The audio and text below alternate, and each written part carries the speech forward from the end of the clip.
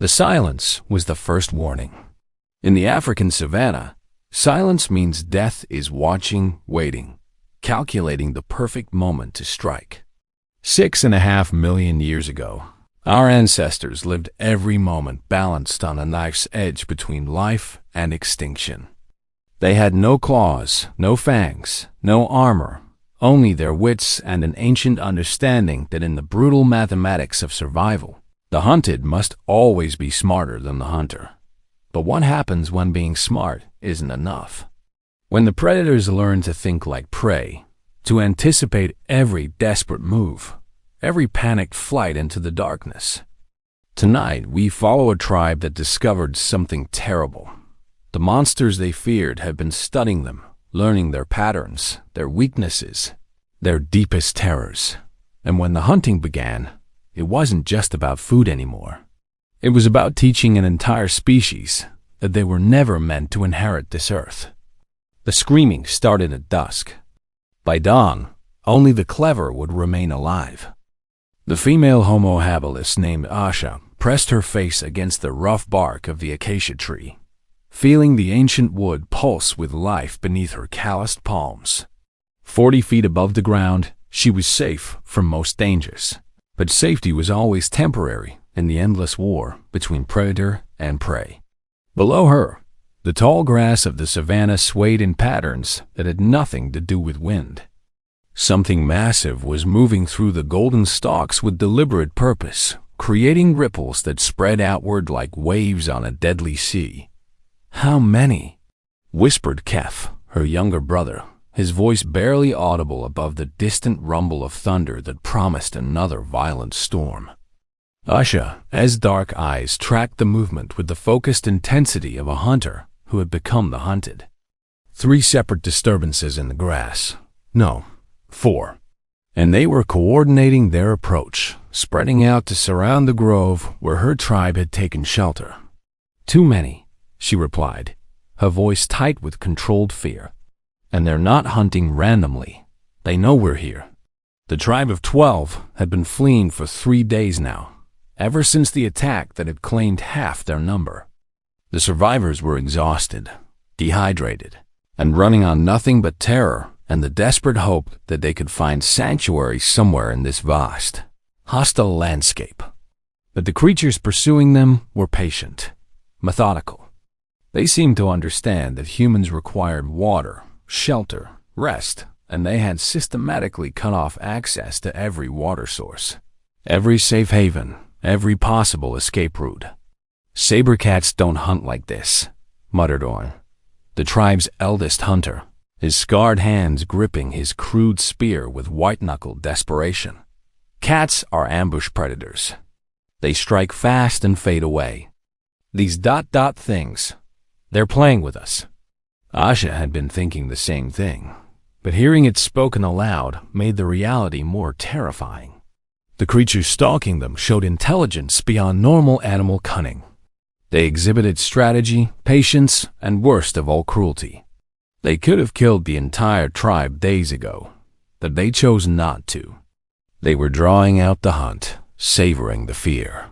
A low rumble emerged from the grass directly below their tree. Not quite a roar, not quite a growl, but something in between, a sound that seemed designed to bypass the ears and vibrate directly in the bones. The sound of something large and hungry announcing its presence. "They're communicating," Asha realized with growing horror. Listen to the pattern.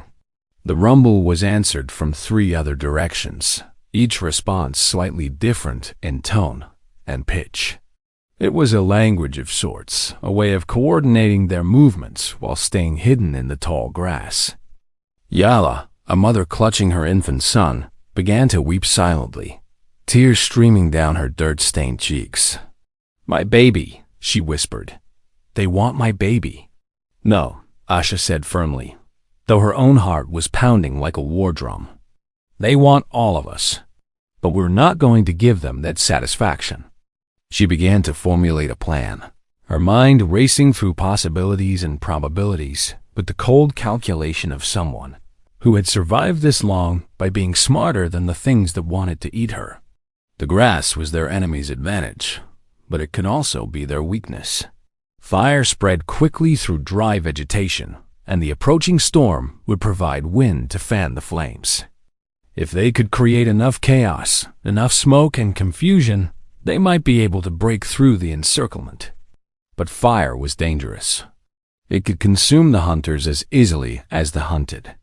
"We're going to burn them out," she announced, a voice carrying the authority of someone who had earned the right to make life-and-death decisions. "Create a wall of flame between us and them, then run for the river." Orn shook his grizzled head. "The flames will spread too fast. We'll never outrun them." "We don't have to outrun the fire," Asha replied, pulling dry grass and kindling from her pack. "We just have to outrun whatever's chasing us." As if summoned by her words, one of the creatures finally revealed itself. It emerged from the grass like a nightmare stepping out of the shadows of hell, a massive feline form, but wrong in every detail. Its proportions were too large, its muscles too defined, its eyes too intelligent and filled with malicious humor.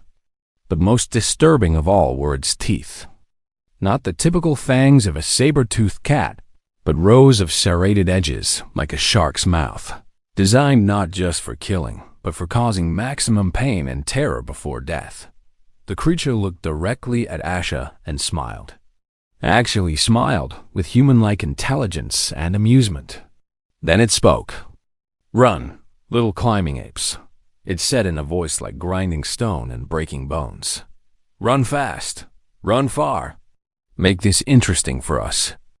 The words hit Asha like physical blows, each syllable carrying implications that threatened to shatter her understanding of the natural order. Animals didn't speak. Animals didn't smile with malicious intelligence.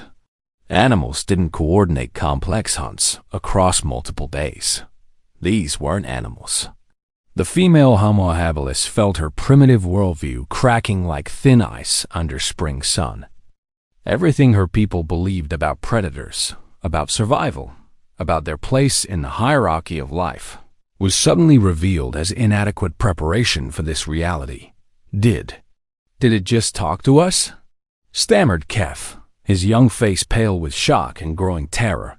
The creature below tilted its massive head, studying them with those unnaturally intelligent eyes.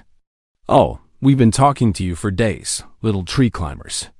Every roar, every growl, every strategic movement designed to drive you exactly where we wanted you. You just weren't listening properly. Its voice carried an accent that seemed both ancient and alien, as if the creature had learned human speech from observing thousands of dying conversations over countless centuries. "But you're listening now, aren't you?" it continued, beginning to pace around the base of their tree with predatory grace. "Now that you understand you're not just being hunted, you're being educated." Ash's mind raced, trying to process this new reality while simultaneously calculating escape routes. The other creatures were still hidden in the grass, but she could sense them moving into position, tightening the noose with methodical precision.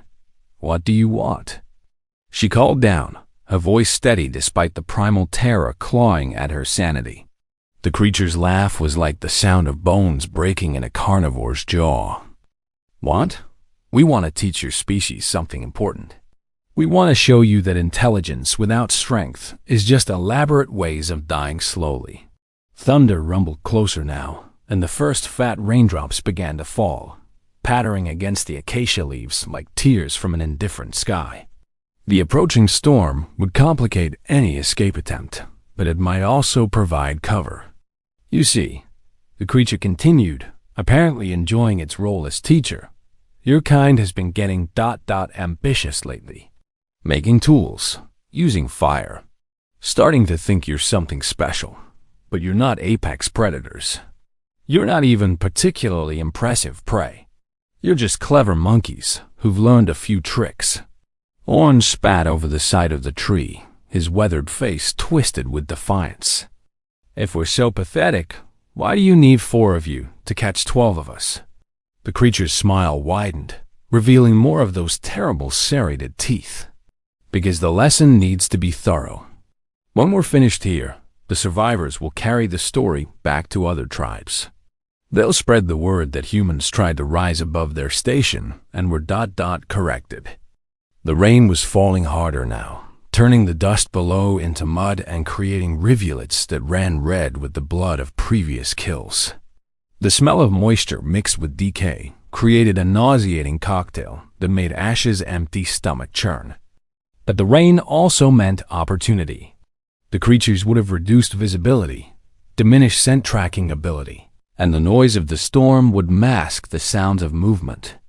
"Yala," she whispered to the mother with the infant, "when I give the signal, you run straight toward the lightning tree. Don't look back, don't stop, don't try to help anyone else. Just run." Yala nodded, clutching her baby closer to her chest.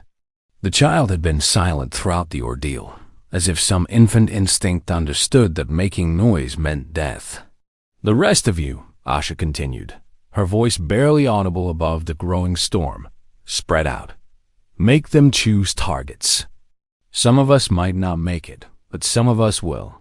The creature below had stopped its pacing and was now staring directly up at her, as if it could hear every word despite the wind and rain. "Clever little ape," it said approvingly. "You understand that survival sometimes requires sacrifice. That's more intelligence than we usually see from your kind. But understanding and achieving are very different things," added a second voice from the grass to their left. Another creature had revealed itself slightly smaller, but if anything more vicious looking, with scars covering its hide like a map of past victories. "The storm won't save you," called a third voice from behind them. "We hunt in all weather, in all seasons, in all conditions. Weather is just another tool for teaching fear." The circle was complete now. 4 intelligent predators had surrounded them with the patient precision of master strategists. Asha realized with growing horror that this wasn't just a hunt, it was a demonstration. These creatures were showing her tribe exactly how helpless they were, how all their human cleverness meant nothing against superior force guided by equal intelligence. The lightning flashed closer, illuminating the grassland in stark black and white.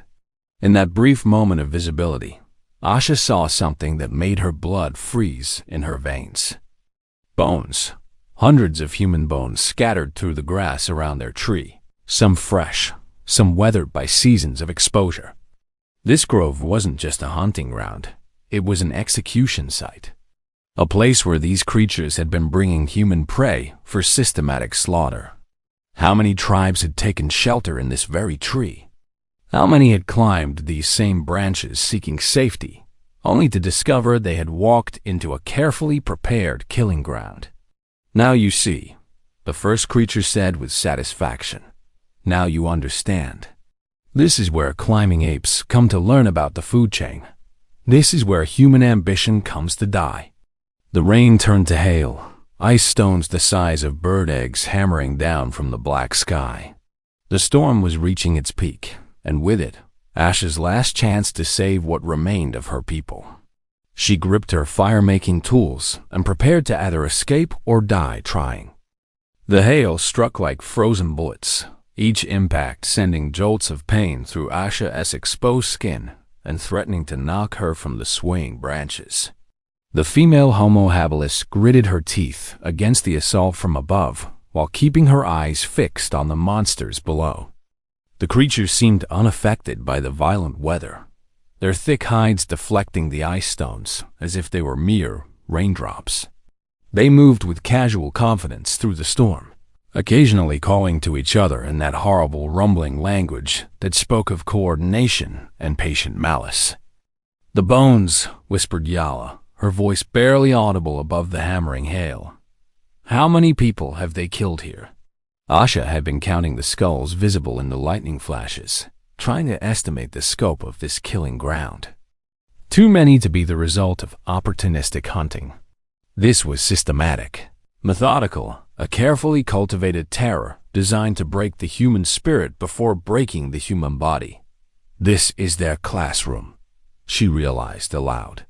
"They bring us here to teach us fear before they teach us death." The largest creature, the one who had spoken first, tilted its massive head toward the tree as if pleased by her deduction. Finally, some proper understanding. Yes, little ape, this is where we educate your kind about reality, about the true order of things. Its voice carried easily through the storm, suggesting these beings possessed not just intelligence, but also enhanced physical capabilities beyond normal predator specifications. They were perfectly designed killing machines, enhanced by supernatural cunning. You want to know how many? It continued, gesturing with one massive paw at the bone-littered ground. 17 tribes over the past 3 seasons.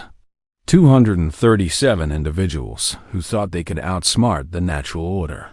The number hit like a physical blow. Nearly 250,000 humans, all led here by the same promises of safety and shelter that had doomed Asha's own people. But you're special, the second creature added from the darkness. Most tribes take longer to understand what's happening. They waste time with prayers to sky spirits and ground spirits and ancestor spirits. You figured out that there are no spirits coming to save you. Kef was shaking now. Whether from cold or terror, it was impossible to tell. What do they want from us? He asked his sister, his voice breaking with adolescent fear. The question was answered by the creatures themselves, who began to circle the tree in opposite directions, their movements creating a hypnotic pattern in the grass below. We want you to understand powerlessness, called the third voice from the darkness. We want you to feel what it's like when all you're human. Cleverness meets something that's just as smart, but infinitely stronger. We want you to experience despair, added the fourth. Real despair. The kind that comes from knowing you're gonna die slowly, and there's nothing you can do to prevent it. The hail was beginning to ease, replaced by steady, cold rain that turned the world into a gray blur of misery and reduced visibility. But Asha could sense the creatures moving closer, tightening their circle with each revolution. She closed her eyes and tried to think like a strategist rather than prey. These beings were intelligent, but intelligence could be a weakness as well as a strength. They were so confident in their superiority that they had revealed their entire plan, their motivations, their methods. They wanted to create terror, to demonstrate helplessness, to break human spirits before claiming human lives. But what if the humans refused to be broken? Listen to me, she whispered urgently to her tribe, her voice just loud enough to carry over the rain. They need us to be afraid. Fear is part of their game. Without fear, we're just food, and food isn't worth this elaborate setup. Orm looked at her with confusion. What are you saying? I'm saying we stop playing by their rules, Asha replied, pulling her flint and steel from her pack. They want terror? We give them fire. They want helplessness? We give them chaos. The sparks flew in the darkness as she struck flint against metal, each tiny light flaring briefly before being extinguished by the rain. But she persisted, shielding the sparks with her body, feeding them with dry tinder she had kept protected in her leather pouch. Fire won't save you from us, laughed the first creature. We've seen humans try fire before.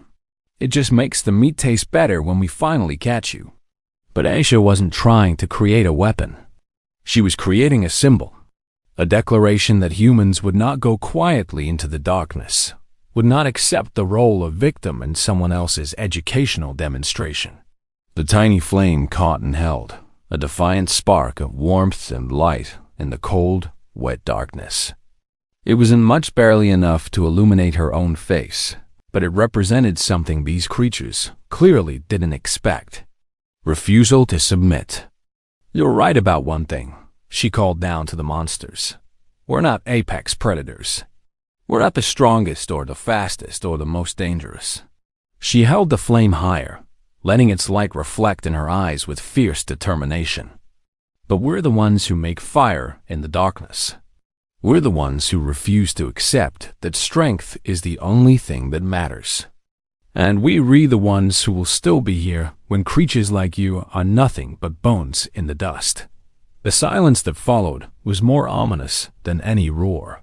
The creatures had stopped their circling, their casual confidence replaced by something that might have been anger. Or perhaps recognition that their prey was not behaving according to the established script. "Brave words from someone about to become another lesson," snarled the largest creature, its voice losing the amused condescension and taking on a harder edge. "Let's see how long that defiance lasts when we start with the child." All eyes turned to Yala and her infant son, and Asha realized with growing horror that the real education was just beginning. The threat against the infant changed everything in an instant. The female Homo habilis felt something primal and violent awaken in her chest, not just the survival instinct of an individual, but the protective fury of a species that would fight to the death for its young.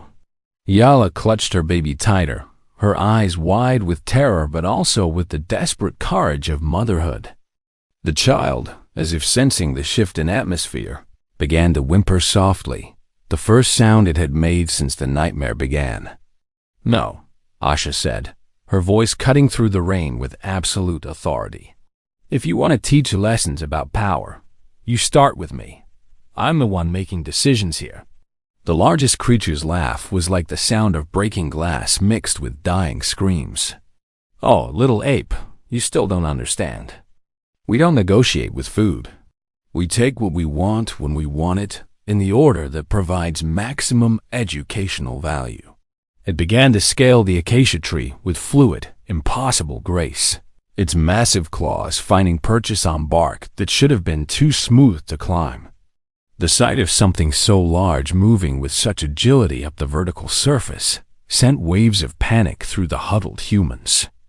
"The young ones die first," it continued, its voice growing closer with each spoken word. "Because watching them die teaches the adults about the futility of protection, about the meaninglessness of love in the face of superior force." Asha looked around frantically for anything that could serve as a weapon. Her spear, her axe, even her fire-making tools all pathetically inadequate against something that could climb like a squirrel while weighing as much as a bison. But then she noticed something. The creature was climbing on the side of the tree, facing away from the storm wind. The side where the bark was driest, where the rain hadn't penetrated as deeply. And she still had oil. Precious oil mixed with tree sap and dried grass, intended for emergency fire starting, but possibly useful for other purposes. "Kef," she whispered to her brother. "When I move, you grab Yala and the baby and swing to the next tree. Don't hesitate. Don't look back. Just go." "What are you going to do?" Asha poured the oil mixture onto the tree trunk just above where the creature was climbing, creating a slick, flammable coating on the bark. "I'm going to teach these monsters something about human ingenuity." She touched her small flame to the oil-soaked wood, and the entire side of the tree erupted in fire. The creature's roar of pain and surprise was beyond anything in nature, a sound that seemed to contain the fury of every apex predator that had ever been challenged by prey. It lost its grip and plummeted 40 feet to the ground, landing with a wet thud in the mud below. But it wasn't dead. Not even seriously injured, just angry beyond description. "Now!" Asha screamed, and her tribe exploded into motion. Kef swung across to the neighboring tree with Yala and her baby, using vines and branches with the agility born of desperate necessity. Orn and the other adults scattered in different directions, some climbing higher, some dropping to the ground and running for the tall grass. Asha herself leaped from branch to branch, using the network of acacia trees like a highway above the killing ground. Behind her, the flames spread along the oil trail, creating a wall of light and heat that temporarily blinded the pursuing creatures. "Clever little ape," roared the burned creature from below, its voice filled with grudging admiration mixed with homicidal rage. "But fire burns out, and we have all night to finish this lesson." The other 3 creatures were already moving to intercept the fleeing humans, their coordination unbroken despite the chaos. They had been doing this for so long that they had contingencies for every possible escape attempt. Every possible escape attempt, except one. Asha swung to the lightning tree, a massive dead baobab that stood alone in the center of the grove, its blackened branches reaching toward the storm clouds like the fingers of a skeletal giant. It was the tallest point in the area, and during electrical storms like this one, it served as a natural lightning rod, which gave her one final, desperate idea. She pulled the metal tools from her pack, her spear point, her axe head, her fire-starting steel, and began lashing them together with strips of leather. If she could create enough metal in one place, concentrated at the highest point during an electrical storm, "What are you doing?" called Kef from the safety of a distant tree. "Something stupid," Asha replied, beginning to climb the dead baobab with her improvised lightning rod. "Something that will either save us all or kill me instantly." Below, the creatures had regrouped and were beginning their coordinated assault on the scattered humans. Their earlier playfulness was gone, replaced by methodical efficiency. They were no longer interested in teaching lessons. They just wanted to finish the hunt. Lightning flashed closer, and Asha could feel the electrical charge building in the air around her. The metal in her hands was beginning to vibrate with sympathetic energy, and the hair on her arms was standing up despite the rain. She reached the top of the dead tree, just as the largest creature, still smoldering from its encounter with the burning acacia, began to climb up after her. "You cannot escape us forever, little ape," it snarled, its claws leaving deep gouges in the charred wood. "And when we catch you, your death will take days." Asha held her metal lightning rod high above her head and smiled down at the ascending monster. "Who says I'm trying to escape?" The lightning strike, when it came, was like the finger of an angry god reaching down to touch the earth. It hit the metal rod with the force of a mountain falling, traveled through Asha's body like liquid fire, and earthed itself through the tree into the creature climbing below her. The explosion of light and sound and electrical fury illuminated the entire grove for one impossible moment, revealing everything in perfect, terrible clarity. Then darkness returned, and silence, and the smell of burned fur and charred wood. In the distance, Asha could hear her brother calling her name, but her own voice seemed to come from very far away when she tried to answer. She was alive. Burned, deafened, and barely conscious, but alive. And below her, the thing that had thought itself superior to human ingenuity was nothing but smoking meat wrapped around a charred skeleton. Consciousness returned to Asha in waves of agony and confusion. The female Homo habilis found herself clinging to the blackened branches of the lightning tree, her body screaming with pain from burns and electrical shock. The metallic taste of blood filled her mouth, and her vision swam with afterimages of that terrible moment when she had channeled the sky's fury through her own flesh. But she was alive. Against all probability, against every law of survival she knew, she was still breathing. Below her, the charred remains of the largest creature lay sprawled in the mud, its supernatural intelligence reduced to smoke and ash. The other three had retreated to the edges of the grove, their earlier confidence replaced by something she had never seen in a predator's behavior before. Uncertainty. "Impossible," came a voice from the darkness, but it lacked the casual arrogance of earlier taunts. Lightning doesn't strike what you want it to strike. Lightning is random, chaotic, uncontrolled. Asha forced herself to speak, though her throat felt like it had been scoured with hot sand. "Maybe. Or maybe you don't understand humans as well as you thought you did." She began the painful process of climbing down from the lightning tree, every movement sending fresh waves of agony through her burned and battered body. But she forced herself to keep moving, to project strength even when she felt like collapsing. The psychological impact of killing their leader was more important than any physical weapon she could have wielded. "You killed Vorthik," said another voice, and for the first time, there was something like respect in the creature's tone. "In 3,000 years of hunting, Nothing has ever killed Vorthik. Then maybe it was time for him to learn something new, Asha replied, finally reaching the ground. She swayed on her feet but remained upright, using her spear as a walking stick. The remaining creatures began to circle again, but their movements were different now. Less coordinated, more cautious. The pack dynamic had been broken by the death of their leader, and they were struggling to adapt to circumstances they had never encountered. From various hiding places around the grove, Asha could hear the voices of her surviving tribe members.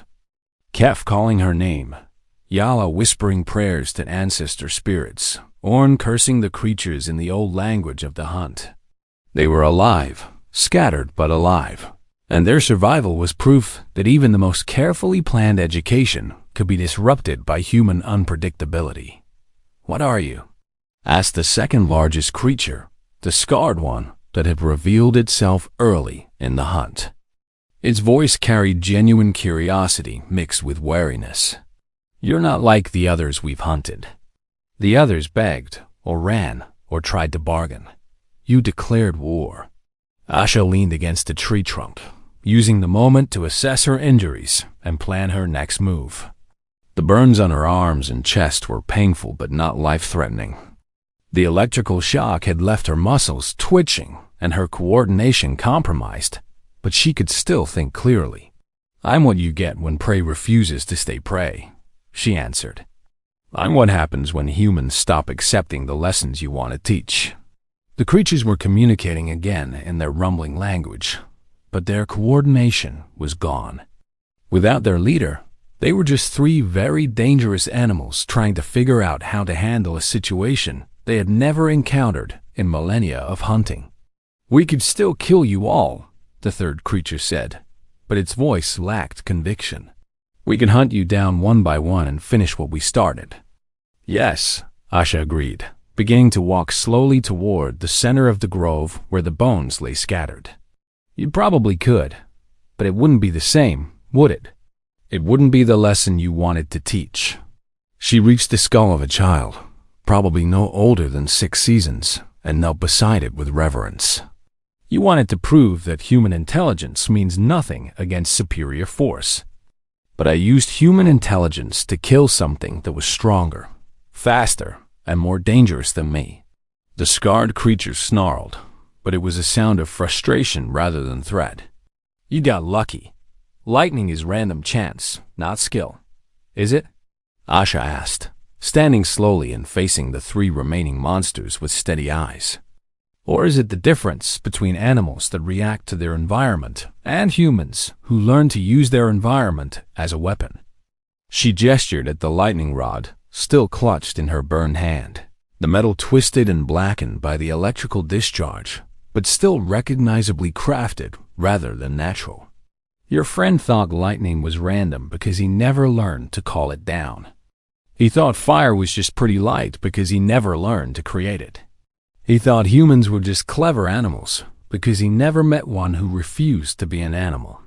The creatures were backing away now, their body language showing the first signs of genuine uncertainty she had seen from them. The psychological advantage was shifting, and they could feel it as clearly as she could. "The lesson isn't over," the scarred one said, but its voice was hollow. "There will be other tribes, other hunts, other demonstrations." "Maybe," Asha acknowledged, beginning to gather her scattered people with hand signals and soft calls. "But every tribe you hunt from now on will carry the story of the human who killed Vorthik with skyfire. Every child will grow up knowing that monsters can die." She paused, meeting the eyes of each remaining creature in turn. "And every one of them will be thinking of new ways to kill things like you." The silence that followed was heavy with implications. The balance of terror had shifted, and both species understood that the ancient relationship between human and monster would never be the same. In the distance, thunder rumbled again, but this time it sounded less like a threat and more like a promise. Dawn came slowly to the grove of bones, painting the sky in shades of red and gold that reflected off the scattered remains of centuries of slaughter. The female Homo habilis sat beside the charred corpse of the creature she had killed, methodically working to remove one of its massive fangs with her stone knife. The other three monsters had vanished with the darkness, melting back into the tall grass like nightmares retreating before the light. But Asha knew they hadn't gone far. They were watching, learning, adapting to this new reality where humans could fight back with more than desperate cunning. Her tribe had gathered around her in the growing light, all 12 survivors, battered and burned but alive. They stared at the dead monster with expressions of awe and disbelief, as if they couldn't quite accept that something so terrifying could be reduced to cooling flesh and congealing blood. "Is it really dead?" whispered Yala, still clutching her infant son protectively. The baby had survived the night without crying once, as if even at his young age he understood the importance of silence in the presence of predators. "Dead enough," Asha replied, finally working the fang free from the creature's jaw. The tooth was as long as her forearm and wickedly sharp, serrated like the edge of a cutting tool. It would make an impressive spear point, and more importantly, it would serve as proof of what had happened here. Kef approached cautiously, his young face showing the mixture of admiration and concern that had become familiar during their long flight. "The others will come back, won't they? They'll want revenge for their leader." "Probably," Asha admitted, wrapping the fang in strips of leather. "But not today. Today they're learning to fear us the way we've always feared them." Orn, the grizzled old hunter, kicked at the monster's cooling corpse with his scarred foot. "In all my seasons, I never thought I'd see the day when humans hunted the hunters. The elders will never believe this story." "Then we'll show them this," Asha said, holding up the massive fang.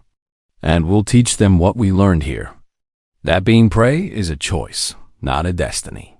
She stood slowly, her body still aching from the lightning strike, but her mind clear and focused on the future.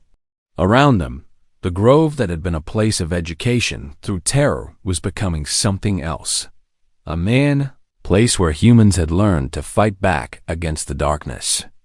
"We need to change how we think about survival," she continued, addressing her entire tribe. "For too long, we focused on hiding, running, avoiding confrontation with things stronger than us. But avoiding the fight just means the fight comes to us on their terms." She began walking among the scattered bones, picking up skulls and examining them with the analytical eye of someone who had learned to see patterns in death. "Look at these remains. Different tribes, different seasons, but all killed the same way. These creatures have been using this grove as a teaching ground for generations, passing down their methods from parent to offspring." Yala shifted her baby to her other arm, her eyes following Ash's movement through the bone field. "What are you saying?" "I'm saying it's time we started our own schools," Asha replied. "Time we started teaching our children not just how to run from monsters, but how to kill them." The implications of her words sent ripples of excitement and fear through the small group.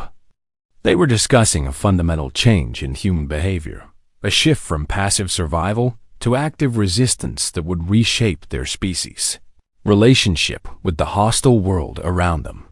"The fang," Kef said suddenly, understanding dawning in his eyes. "You're going to turn it into a weapon." "More than that," Asha corrected. "I'm going to turn it into a symbol. Every human child who sees this will know that their ancestors didn't just survive the monsters, they conquered them." She raised the trophy above her head, letting the morning sun catch its surface and send reflections dancing across the bone-littered ground. "This is the beginning of something new, something the creatures in the grass won't expect and can't prepare for. We're going to teach our children to be monsters to monsters." As if summoned by her words, a low rumble echoed from the tall grass at the edge of the grove. The surviving creatures were still out there, still watching, still learning. But now they were the students, trying to understand a species that had suddenly and dramatically changed the rules of engagement. Asha smiled grimly and began leading her tribe toward the river and the long journey home. Behind them, The grove of bones stood as a testament to centuries of human fear and submission. Ahead of them lay a future where that fear would be transformed into something far more dangerous. The age of human predators was about to begin. In the grass, something growled with frustration and growing unease. The teachers had become the taught, and the lesson they were learning was simple. Humans, when properly motivated, were the most terrifying students in the world. The strategy,